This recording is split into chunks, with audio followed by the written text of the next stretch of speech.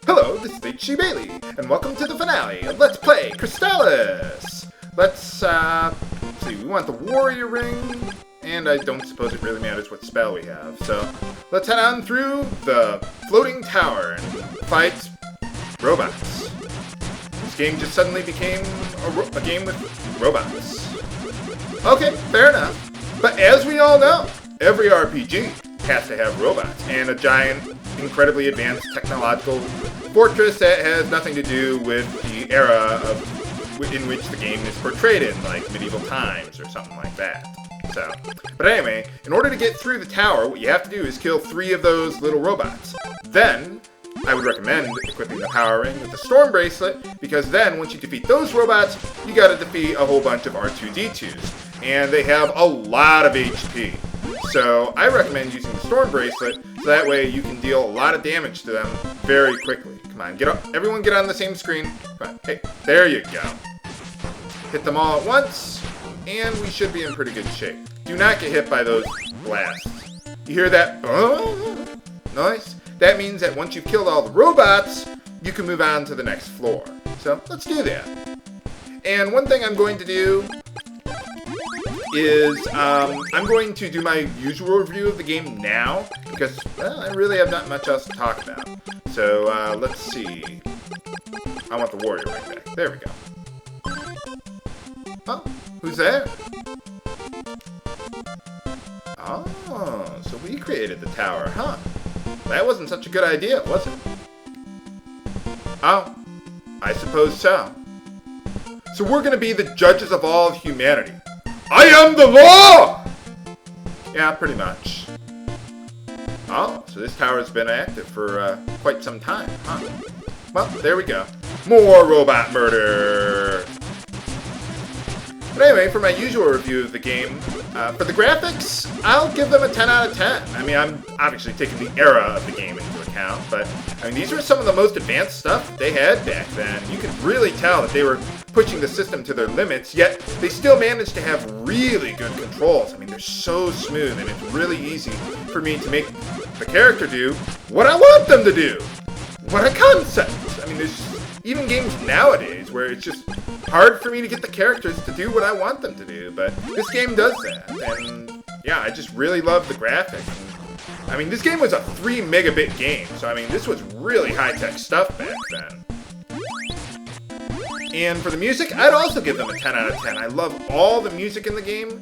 Granted, there's not really a huge soundtrack, but unlike a game like, say, Lufia, this game is relatively short, so I don't feel like the music is getting repetitive at all. Oh, I'm low on MP. I can't use my level 3 blast. Hurry up. There we go. Out of the way. Get out of the way. There we go. Ha! Got him. Should have gotten them. Nuts. One more. Come on. One time, dealer. There we go. Yeah, you see it opens up that stairway there. Oh, really? Huh. Did we create her? Oh, you guys created him, not us. Good job! He created the Emperor of Evil! The complete opposite of what we wanted him to do. Apparently so. Yeah, we just took him apart. Well, there we go. Back up to max. And for the plot of this game, I'd also give it a 10 out of 10. I mean, obviously, you know, they didn't have much that they could do with the plot, with memory limitations and everything like that, but I think they did about as much as you could really expect out of an NES game. I mean, they talk about, you know, concepts of good and evil, and, you know, it's more than just evil wizard rules the world, go kill him. Samia and Messia have some background to them. I mean, obviously, you know, nothing extreme, but still, I'm amazed that they did as much as they did with the plot of this game, and me personally, I really like it. And for the gameplay mechanics, that's the only part where I could really give the game a knock. Oh, nuts. Well, now I gotta kill them the hard way. Well, I don't have to, but I'm going to. But yeah, the gameplay mechanics, obviously there's instances where, you know, they don't tell you exactly where to go. I mean, that's part of NES logic, I know that. Sometimes the battle mechanics can get a little repetitive. I mean, this is pretty much what I've been doing for the whole game. So, I mean, I'm not saying that makes it a bad game at all. I'm just saying, it's not perfect. So, but I love how they handled the spells and everything like that, where you can just bind them to your A button. So that's really nice compared to, say, Shikaramana or something like that. So let's see, we're up to full MP. Got the magic ring, let's use that. Ah, hey, Messia, there you go. Yeah, after like the whole game practically. Well, right here, now, in front of everyone?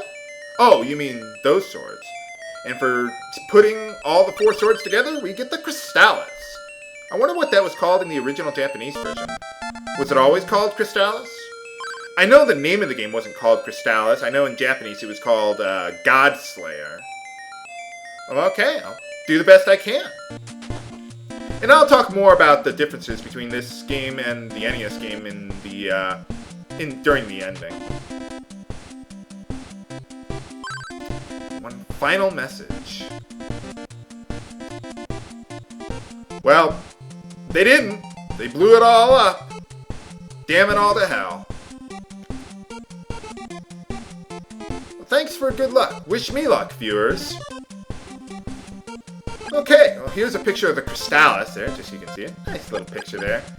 And, yeah, we go back to 1 bar. Doesn't really matter. I could kill the final boss in, like, 2 seconds, but I want you guys to hear the amazing music.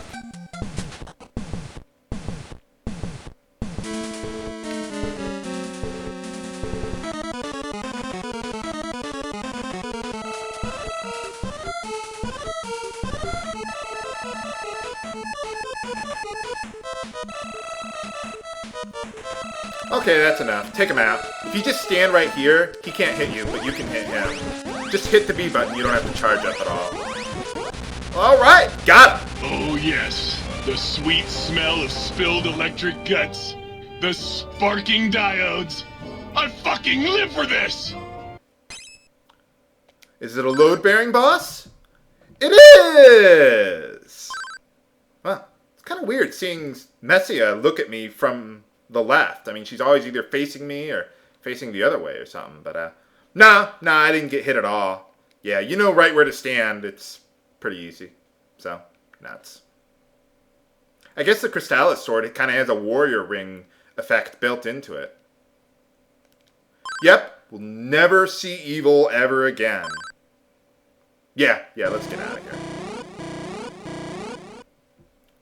How are we going to get out of here? You can't just walk out, by the way, for, like, the entrance where we came in. Yeah, you can't take that.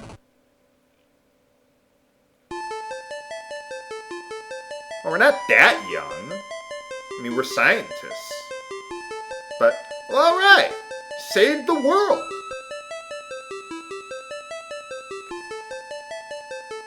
Well, I remember you guys. Until 2000, when they tried to remake this game on the Game Boy Color. Some of the differences in the game, like I said, there's the music. Oh my god, I can't believe what they did with the music. They just totally replaced the soundtrack, which is like one of the really big things in the game that just, oh man, I can't believe they did that. Trying to think of some other things that they did with the game. The final 2 bosses, they're switched around in the plot. Like, you have to go through the tower, and then you gotta defeat Emperor Dragon. And Emperor Dragon, it's not like this whole thing with Azteca, where there's like some deep philosophical thing going on with it. It's basically, oh, evil wizard rules the world, go kill him, or something like that. And there's no depth to the plot at all. They just totally ripped apart the original Crystalis and gave us that. There's lower resolution on the graphics. I mean, I guess it's still, fast-paced, but I really did. I played through it. I beat it. I gave it a fair shot, but I didn't really care for it at all. Take that, Ancient Ship of Doom. I mean, Floating Tower. Nice little pixel art they got going on here. Well, alright. But there is one more thing that I want to show you guys. Let me reset here real quick. Okay, let's start up a new game here. And let's just be real quick about this. There's one other thing, little, I don't know if it's a glitch, but little code that you can use in the game. So, I'll just go with whatever name, I don't care. Just start. There we go. Oh, you know what? I almost forgot. For my official rating for the game, obviously, 10 out of 10. Yeah, this game's really good. If it's not my #1 NES game of all time, it's gotta be in the top 3. I mean, it's just really good. Now, one thing you can do, you can warp around the world if you enter the right code. Hold down the A and B button on controller 1, then press, I think it's the A button on controller 2, or maybe it's the B button. I think it's the A button. You press the A button on controller 2, you can basically warp to other locations in the world. So, even places you're not supposed to have access to yet. So, yeah, it's kind of a neat little thing. Whoa! Yeah, I don't want to lose my HP there. But, yeah, you can go to really advanced places and just warp around anywhere. Not much I can do here. You can get permanently stuck if you do this. So, yeah, you want to be careful. People still say the same things, but, there you go. And now we don't have the shelf loot, so we're stuck. Where else can we warp to? Oh, yeah, we're kind of stuck in the water here now, huh? You can't just warp everywhere, though, unfortunately. So, I wonder if Kensu is still around. Let's see. Okay, he says that. Let's see if Kensu shows up here. Oh, yeah, he does. But, well, we don't have the paralysis spell, so nothing we can do there, but, well, it's just a nice little code that, we can get.